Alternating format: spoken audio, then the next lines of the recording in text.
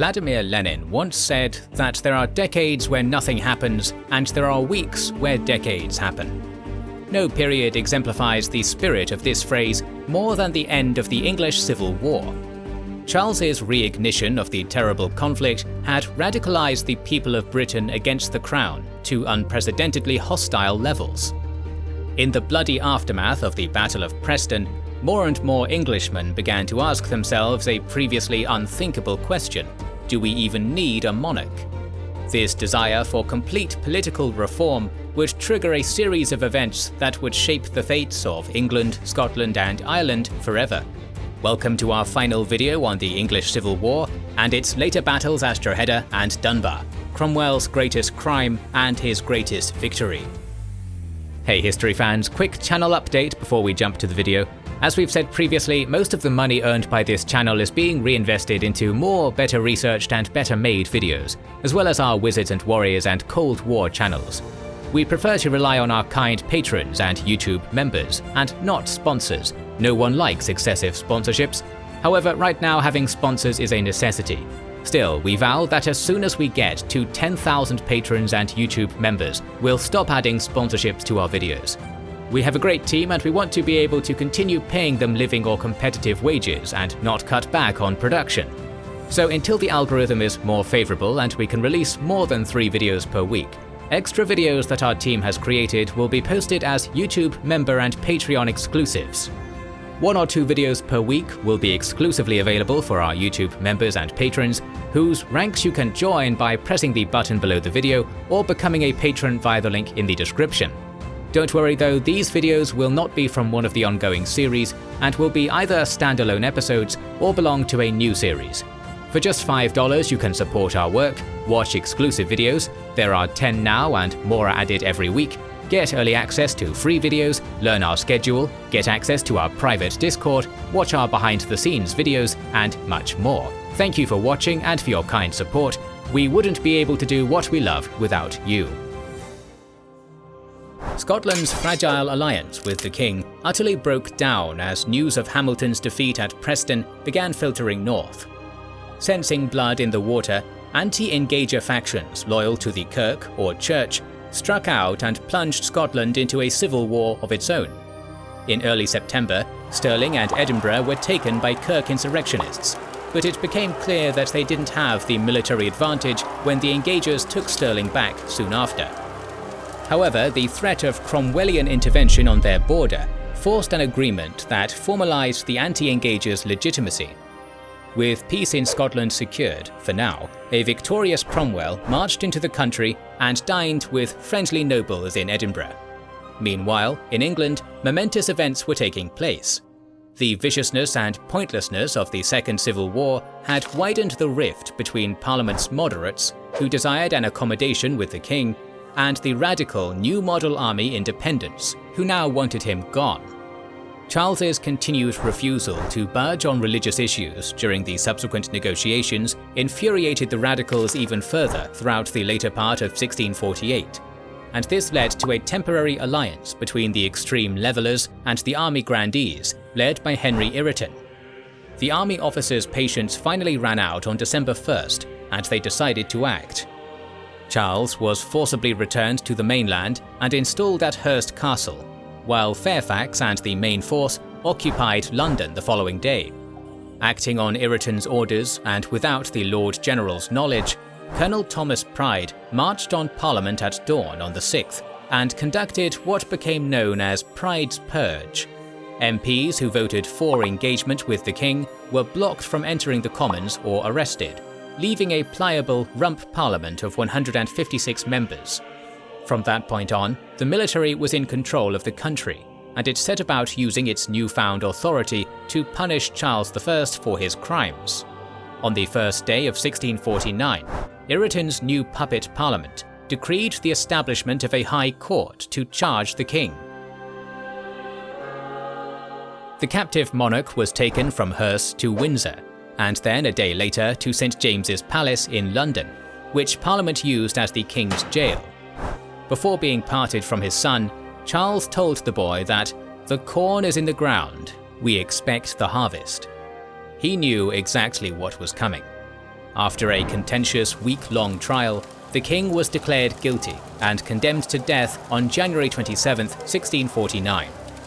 3 days later, at about 2 p.m, King Charles I of England was executed with a single axe blow to the neck, prompting a deathly groan from the crowd. To his enemies, Charles I was an incompetent king and an autocratic tyrant, unprepared for the burden of ruling his realm and unwilling to concede anything meaningful. But he was also a devout Christian, a loving father, and a man who genuinely thought he was doing the best thing he could for England's people under the difficult circumstances of the 17th century. Whichever of these perspectives rang truer, the king was finally dead. On the same day, the army's rump parliament passed an act forbidding automatic succession by the late monarch's son, the future Charles II, who was in exile in the Netherlands at the time. Although he was crowned in mid-February by royalist supporters, this essentially abolished the English monarchy, and with this lack of a king, the Commonwealth of England effectively began.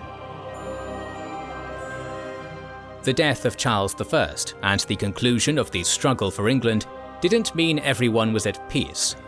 Ireland had been in an intermittent state of revolt since before the First Civil War broke out, and during the conflict had often been a source of royalist soldiers. By early 1649, Irish Catholics were in an alliance with the remnant of Charles's supporters against the parliamentarians, and it was clear that the situation there needed dealing with. To do so, the Commonwealth's newly founded executive body, the Council of State, appointed the always reliable Thomas Fairfax. Much to their dismay, however, the Lord General was weary of conflict and declined the Foreign Commission. With little other choice, the council instead appointed his deputy, Lieutenant General Oliver Cromwell, to lead the Irish expedition. Unfortunately for them, leveller mutinies within some new model army regiments broke out during the spring and stalled preparations. Led by reformist figures such as John Lilburne, the radical levellers had become disillusioned by the lack of political change in England post-Civil War, and had come to believe that the king's tyranny had simply been exchanged for the tyranny of an oligarchic parliament. In what would be Lord General Fairfax's swan song action as the army's commander-in-chief, he and Cromwell rallied loyal forces against the mutineers and crushed them in a night assault on May 13th near Burford. In the aftermath, many leveller notables were executed, and the movement as a whole lost most of its political power. With the military's internal unrest resolved by early summer, Cromwell at last set off for his campaign in Ireland with 12,000 soldiers and fervent Protestant zeal against a people whom he would come to refer to as barbarous wretches. Most of Cromwell's fleet set sail on the 14th of August and arrived unopposed in the port of Dublin a day later. Ireland's royalist leadership under the Duke of Ormond believed that bleeding Cromwell dry of blood and money in prolonged sieges was the best strategy after recent defeats. To that end, much of their manpower was redeployed to strengthen strategic castles and towns on the invaders' route. One of these would-be fortresses was Drogheda, a city located on the main road from Dublin to Belfast. It possessed large medieval walls, and to make attacking it even harder, was bisected into northern and southern sections by the Boyne River, with only a drawbridge to cross between the two. However, Ormond and Sir Arthur Aston, the local commander, didn't believe Drogheda would be a primary objective for Cromwell. Therefore, they were not prepared when on September 2nd, outriders under an officer called Michael Jones appeared on the northern bank to cover the western approaches. Some minor skirmishing took place, which didn't have much of an effect, but this vanguard's arrival preceded the main parliamentary army, which marched into view on the following day. Immediately taking note of the city's geography, Cromwell concentrated his main army force south of the Boyne and left Jones's cavalry to split the defenders' manpower. Things got worse for the Irish royalist defenders when 8 heavy parliamentarian siege cannons arrived by river on the 5th. After being unloaded slightly downstream, the guns were organised into 2 batteries with converging fire, targeting the south and southeastern walls, where assault would be less costly. The plan was simple: smash 2 adjacent sections of the wall, penetrate the separate but mutually supporting breaches, and capture the Dulick Gate and Boyne drawbridge. Cromwell sent demands for Aston's surrender, but the overtures were rejected, so the assault was on. On the 9th, Parliament's cannons began a bombardment which continued for 2 days. All the while, Cromwell deployed his men to be ready for an advance through the breach. 3 regiments of infantry were placed at the eastern wall under Colonel John Hewson, while Cromwell personally led the bulk of his army and its reserve opposite the southern gate. Drogheda's centuries-old fortifications held firm against the cannonade until the 11th, when 2 holes were blown through both axes of the wall's southeastern corner. Reacting to the danger, Aston moved his command post to Mill Mount and ordered trenches to be dug around the breaches as a secondary defence. With the city penetrated, Cromwell raised a white flag of parley above his command tent to induce Aston to come and submit. When this failed, he even sent an officer with direct orders. However, believing relief to be close at hand, the Royalist commander rejected for a second time. The Lord General intensified his 8-gun artillery barrage in response, each weapon firing formidable shots ranging from 12 to 30 pounds in weight. It was all too much. By midday, Drogheda's walls were on the verge of collapse, and many more holes had been made. Cromwell readied his men for the attack. At 5 p.m, Colonels Castle and Hewson led their frontline units into the city and initially managed to seize a foothold beyond the wall. However, a point-blank volley of Royalist musketry amid the rubble-strewn streets pushed the parliamentarians out again. Among the casualties was Colonel Castle, whose mortal wounding collapsed the vanguard's morale. Seeing his troops faltering, Cromwell ordered his reserve to advance and bolster the attack, personally taking command of a regiment and fighting in the forward rank. Inspired by their general's presence, the parliamentarians outflanked and overwhelmed Drogheda's outnumbered defenders and forced Aston to send in his cavalry reserve. Doing so stripped the drawbridge of its defending soldiers and allowed Cromwell's men to storm the crucial crossing. Now surrounded and isolated on Mill Mount, Aston and his small group of comrades allowed themselves to be taken into custody. But the quarter was not going to be given on that day. For a reason which has been a matter of debate ever since, Cromwell's soldiers began massacring the captured royalists with shot, club and sword. Aston himself was reportedly bludgeoned to death with his own wooden leg in the slaughter by men who believed rumours that he kept gold inside it. With Drogheda south of the Boyne captured, parliamentarian soldiers, fueled by religious zeal and bloodlust, swarmed across the undefended drawbridge and into the northern section. Seemingly having lost control of his army briefly, Cromwell was unable to rein in his men as they began indiscriminately slaying any enemy soldier or civilian they came across. In short order, most of the city was under their control, but a few bastions of resistance still remained. At some point, the Lord General was approached by a group of officers who asked what should be done about a group of royalist soldiers resisting inside the bell tower of St. Peter's Church. Cromwell had his men pile up the church's pews and set them alight to burn out the defenders. About 40 people perished in the dreadful inferno, which was visible throughout the city. Overall, almost 3,000 defenders and 1,000 civilians were killed in Drogheda. Debate still rages as to whether the fervently religious Cromwell condoned Drogheda's bloody fate due to anti-Catholic hatred, or whether he was simply acting within the bounds of accepted laws of early modern wartime conduct. The man himself stated of the act, "It will tend to prevent the effusion of blood for the future." A month after the slaughter at Drogheda, Cromwell captured the crucial port of Rexford and put it to the sword in a similar manner. After this, the parliamentarians continued campaigning in Ireland throughout the winter and into the new year, stymieing any hope that future Charles II had of finding effective support there. Cromwell himself left his son-in-law to command Ireland and finally departed for England in May 1650, for a new emergency had emerged back home. Since mid-March, the dead king's heir had been playing two sides in a deft political game. both hoping to renew the royalist alliance with Covenanter Scotland, controlled by a Kirk party who had come to believe Parliament would never hold to its oaths, whilst at the same time hedging his bets with their enemies. Even worse than the failure to impose Presbyterianism was the commonly held fear among the Scots that England's kingless New Model Army sought to impose a similar republicanism on them as well, a prospect which was completely anathema to the Scottish nobility. All of this led to negotiations between the Covenanters and Charles the Younger, which began in March 1650 at the Dutch city of Breda. When talks ground to a halt, the king in exile placed a formidable and staunch royalist piece onto his side of the chessboard, the Marquis of Montrose. Following his defeat at Philiphaugh, Montrose had skipped between the courts of Europe, attempting to gain support, and after Charles I's execution, immediately offered his services to the late king's son. Aiming to light a fire under the Covenanters' feet, Charles sent Montrose back to Scotland with a mercenary army in April.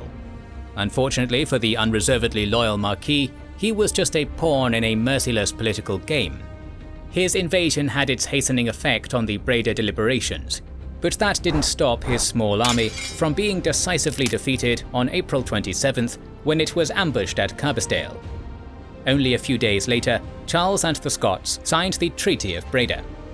In return for a sworn oath to institute Presbyterianism throughout the British Isles and the disavowal of royalists in Ireland and Scotland, especially the hated Montrose, Covenanter Scotland would grant Charles its support in restoring him to the throne.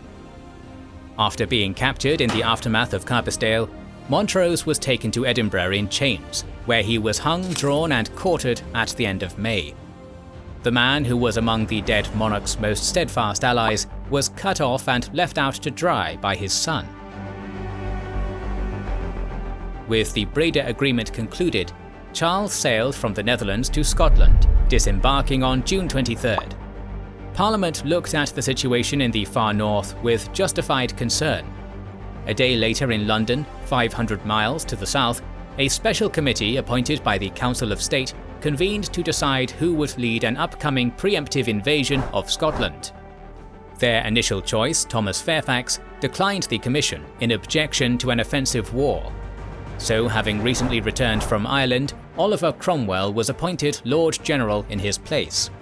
Together with around 16,000 veterans and their capable officers, the New Model Army went north and finally crossed the Scottish border on July 22nd. Rather than facing one of the age's greatest generals with an unprepared and undermanned army, Covenanter General David Leslie fortified a line of forts stretching from Leith to Canongate. Anchored by terrain features on both flanks, Edinburgh's defensive shield was a formidable obstacle which the Scottish army could safely muster behind. Dunbar, a seaport crucial for the invasion's logistical links, was taken without any significant resistance 2 days after the border crossing. Cromwell advanced even further along the Firth, but he was forced to halt at Leith upon encountering Leslie's defences.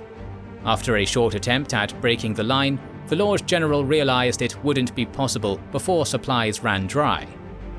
In terrible weather conditions, the Parliamentary army retreated back towards the Tweed, beginning on July 30th, but was harried by Leslie's Covenanter cavalry the entire way, suffering many losses.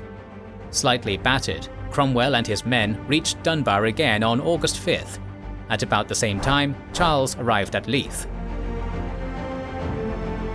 Parliament's Lord General tried for a second time to overcome the bulwark of forts by outflanking Edinburgh to the south, but failed again due to an onset of dysentery and the wet summer weather. On August 31st, Cromwell pulled the attrition-sapped army back to Dunbar, his strength now only 7,500 infantry and 3,500 cavalry. Perceiving a chance to cripple the already weakened New Model Army, Leslie sent one of his infantry brigades around to take the pass at Cockburn's Path, beyond Dunbar, cutting Cromwell's line of supply, reinforcement and retreat. Meanwhile, the bulk of his army, about 14,000 men, secured the prominent Doon Hill, overlooking both Dunbar and the Berwick Road. Such impregnable high ground would have usually served as a tactical benefit, but never-ending wind and rain hammered Leslie's exposed troops stationed at the hilltop. That, in addition to a deteriorating supply situation and Cromwell's seeming weakness, prompted the Scots to descend Doon Hill at dawn on September 2nd. There, in the cover on lower ground, they deployed for battle just south of the Broxburn Ravine, prompting the observing Cromwell to declare, "God is delivering them into our hands, they are coming down to us." Brushing off concerns from some of his less bold officers, Cromwell ordered his exhausted, hungry army forward, drawing it up in a conventional battle line along the ravine and opposite the Scots. A minor skirmish between scout units took place near Brand Hill, but the remaining daylight was mostly used for redeployment. At some point, Leslie ordered the majority of his cavalry, about 18 regiments of it, to swap flanks and mass on the Berwick Road where the Broxburn was easier to cross. The unpassable inland flank was now guarded mostly by the Scots infantry. Night fell, with the parliamentary command no less worried than they were before. The army was exhausted, its supply situation was sketchy at best, and they were trapped in Scotland with an enemy army between them and home.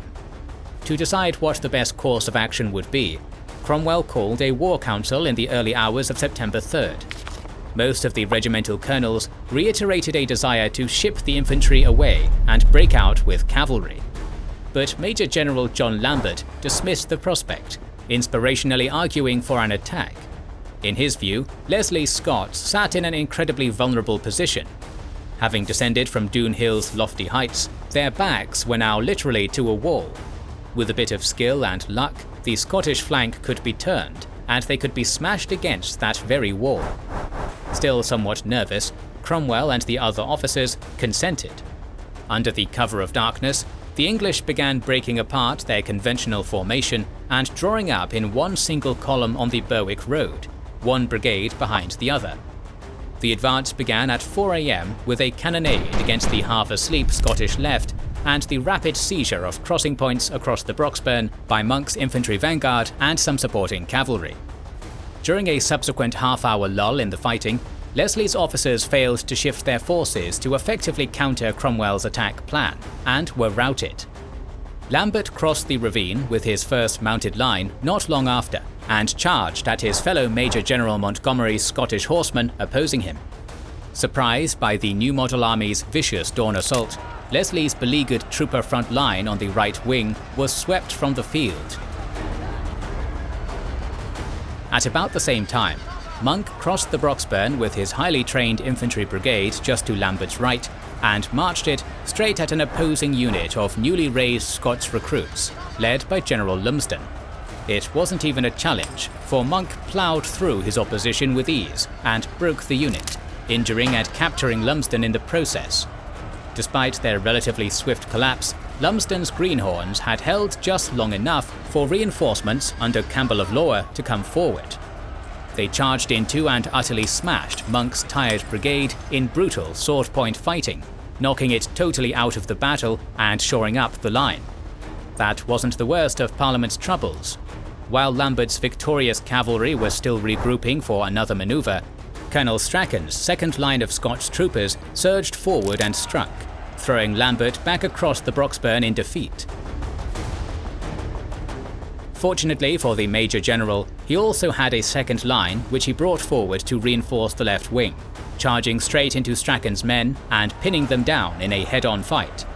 While he did so, Cromwell steered his personal mounted guard and swung around near the coast, careening into the Scottish wing. This was the final straw that broke the camel's back. All of the cavalry units on Leslie's seaward wing broke, either dying where they stood or routing. Some of them barreled back down the road to Cockburn's Path, and others wheeled around towards Haddington. However, there was no pursuit. Discipline had always been one of the Ironsides' greatest character traits, and they showed it once again at Dunbar when Cromwell and Lambert called an immediate halt. As they had at Marston Moor and Naseby, the Parliamentary horse regrouped in good order.